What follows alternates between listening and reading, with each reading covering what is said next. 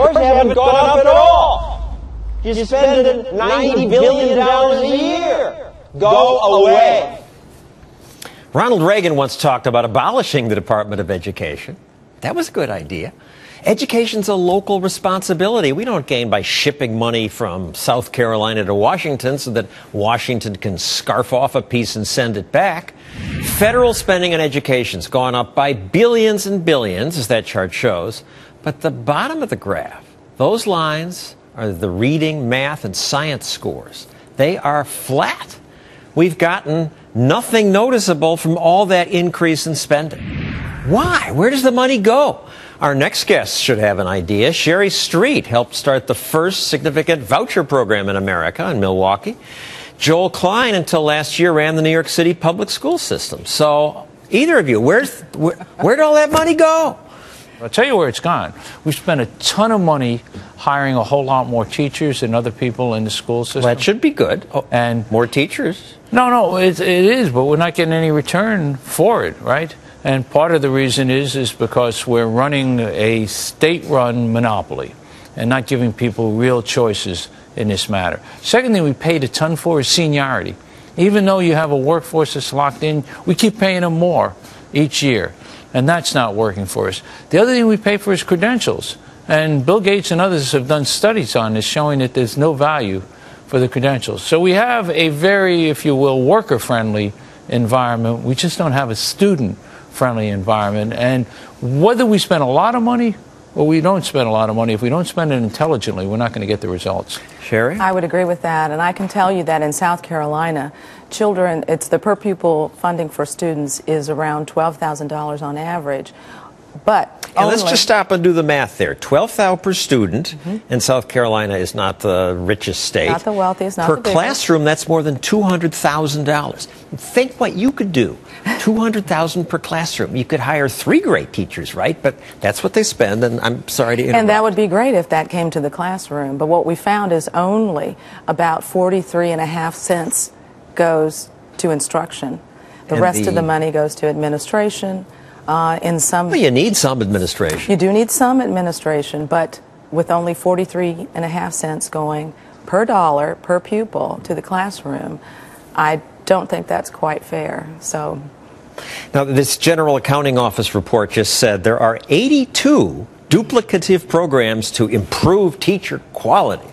I mean, there's the Teachers for a Competitive Tomorrow, Teacher Quality Partnership Grants, Improving Teacher Quality State Grants, and on for 79 more. I would think if you could fire a bad teacher, that would improve quality just by itself.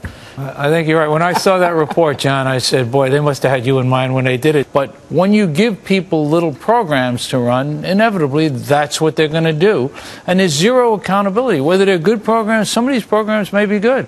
But whether they're good or bad or not, who knows? And each year they get reauthorized. Because it's a government monopoly. And I just love hearing you use that word. Because when I first interviewed you years ago, and I did a show called Stupid in America, I interviewed the head of the union that you had to negotiate with. And I said, well, it's a government monopoly. They never get better. And she said, people who use words like that don't like children. No, and now you're using it. I like it. John, it is a monopoly. Ridiculous. It is, of course. It's a monopoly in the classic sense, right? Whether you do a good job or a bad job, you get the same number of kids each year. I mean, what Bayo and these organizations are doing is trying to say, wait a second. How about you earn the right to educate my child? Not just that you're there, but you earn it. And if you're not good, and there's a charter school next door or another program, they get the kid. Now, that's what a classic monopoly, in fact, in terms of government is. It means whatever happens, you're going to get the same number of kids. To the kid, and their parent might say, oh, this school is better. And that's what you introduced in Milwaukee. People say, Milwaukee scores aren't that much better in those voucher schools. But what a little better, but not a lot. That's true. But what we have done is we've changed the dynamic of the power. Who is in charge of the power and the money? What we want to do is empower parents. They know better than any bureaucrat what's best for their children. And so when we give parents the power to vote with their feet, then our monopolies, as you mentioned, have to take notice because that's what they want to protect. So why haven't we seen more impressive results? You don't have a critical mass to have a market, or? Well, I thought that would be night and day. I think there are a number of us who've been in this movement for a long time that thought that too. And I think that we do see improvement in academic scores in charter schools and other independent schools, and that will continue to increase. And the public schools may have improved just to compete. To compete some, but I think two points that are worth noting here. Milwaukee's a very small program. That's not to excuse it, and I think there were some errors. But look, nobody who's watching us doesn't insist on choice for his or her kids. Nobody says, well, whatever the neighborhood school, if it's crummy, I'll go there, it doesn't matter.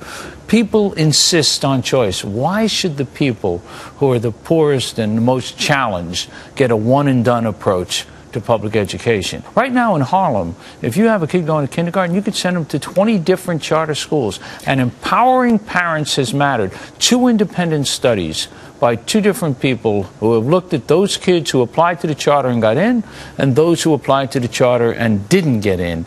And time and again they're showing the ones who went to the charters are getting better and better results. Look, there's no silver bullet. There's going to be no simple formula.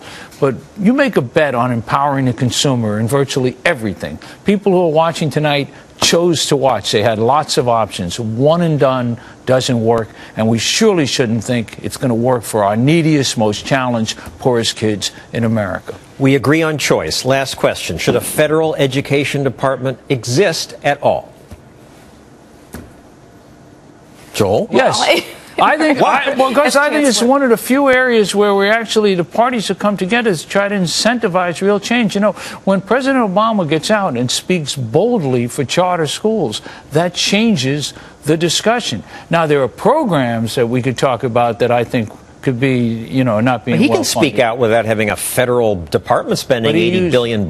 He used $4.5 billion. He and Arnie Duncan, the Secretary of Race Education, to the top. Race to the top. It had huge. It helped me lift the charter cap here in New York State. Can we cut out most of the money? Just leave the $4.5 billion? Well, there are other things they're supporting. But no, look, all of these federal programs are going to have to be looked at, and looked at with a very, very tight eye. Thank you, Joel Klein. Thank you, Sherry Street.